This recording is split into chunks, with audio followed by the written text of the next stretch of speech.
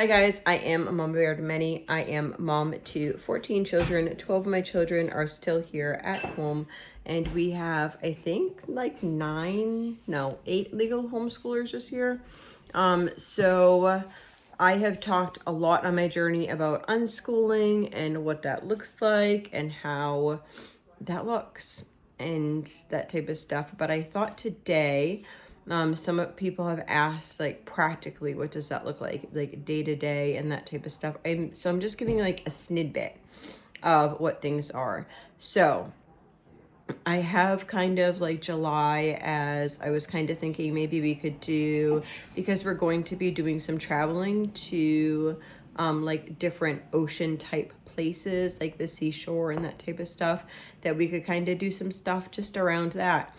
And so I thought that it would be fun just to grab, this is usually like if I'm thinking of something, it might be like, hey, we're going on this field trip, maybe I'll grab some books about it. And that's just kind of how I do things. So I will show you what I got for a library haul and then tell you kind of how I'll use things. So here is the overview of our library haul. So let me start off here with this pile here. These are nonfiction books that I plan to use, and I probably won't, I will not be reading these or doing whatever cover to cover. Some of the older kids will probably go through these and be like, hey, this looks cool, can we try this? These are just different experiments for different things. Most likely, maybe I will pick one out, but I have a bunch of middle kids and older kids that would love to look through this and figure out what we have ingredients for and try to figure out different experiments or whatever to do, because that's just fun. So similar is this one here, Awesome Ocean Science. And this just has different tidbits about things. So this would be available to, it would just be out there, and the kids who want to can look through it. They'll flip through it, they'll ask questions. If there's any experiments, they might ask to do the experiments in there. They may not want to. It will just be out and available.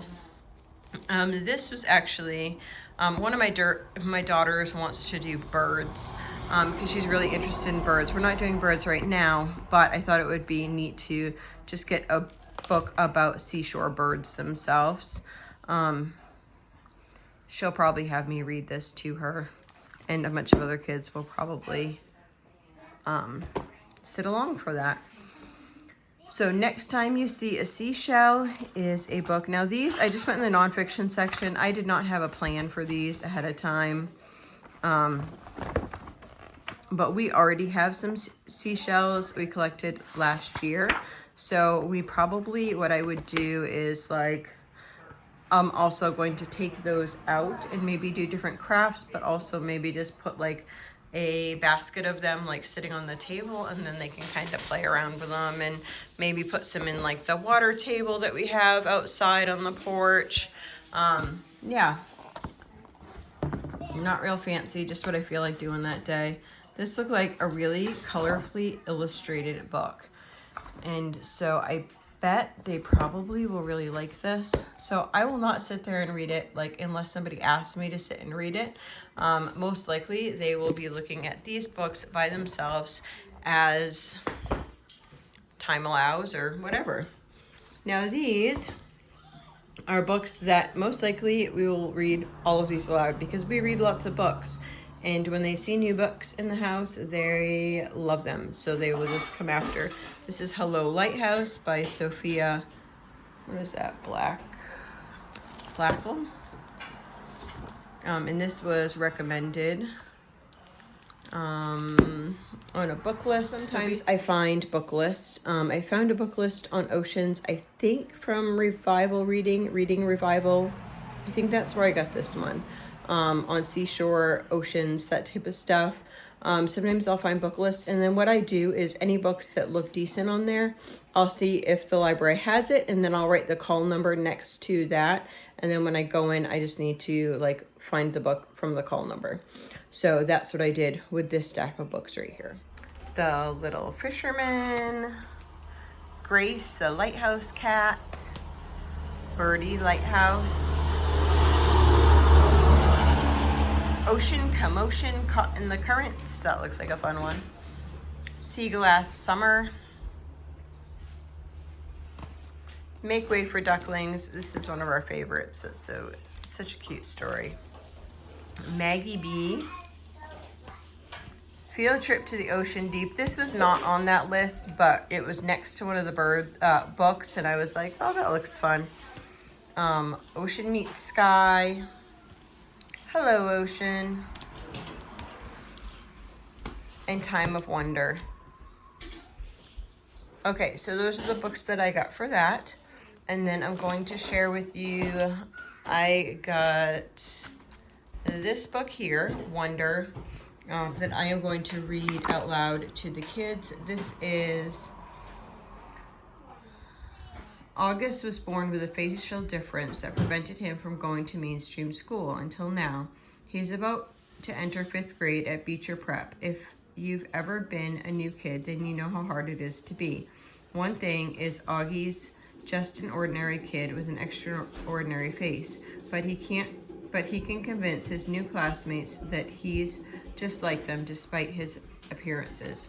So this book right here was actually recommended, I think it was on 1,000 Hours, but I'm not entirely sure. I heard all about it on a podcast, and it sounded like a good book. So I will start to read this, and then if it doesn't seem like it's a good book, then I'll stop reading it, but it seems like a good book. And then this is what I'm talking about, that I let my younger kids just get whatever they want, and it can be twaddle or not. So there is a pony book. Yes, I'm doing a video. What is Lego? We only had one child with us, one younger child. Meow, Cat Stories from Around the World. So those are the 3 books she picked out. And then I went to the thrift store, and we were looking for clothing and such, but I always check out what they have over in the games and whatever. And this was 99 cents, Whales and Tales. I thought it would be fun to have this for this unit study. So basically you are taking the whale and you're matching it with the other part of the whale. So like this beluga whale, Becky the beluga whale, you'll find her tail, and then on the back it will give some characteristics about beluga whales.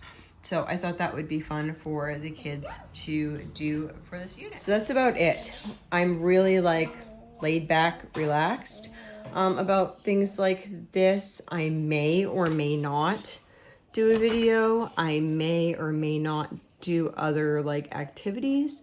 It really is just really open to kind of going with the flow and see where the kids want to take it.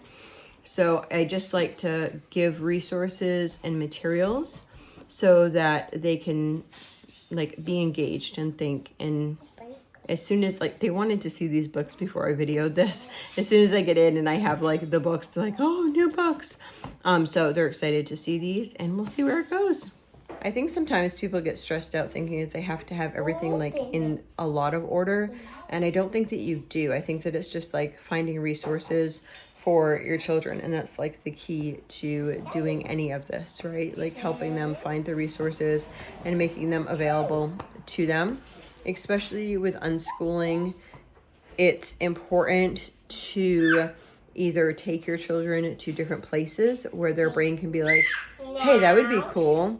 Or maybe have them watch a movie about something that's like might intrigue them, and or bring home books of any sort, or go to the library so they can choose books of any sort, or, you know, start like a handicraft and just be like, hey, you want to do this or you want to do that? And yeah, just kind of do it like that, and it works. It just works.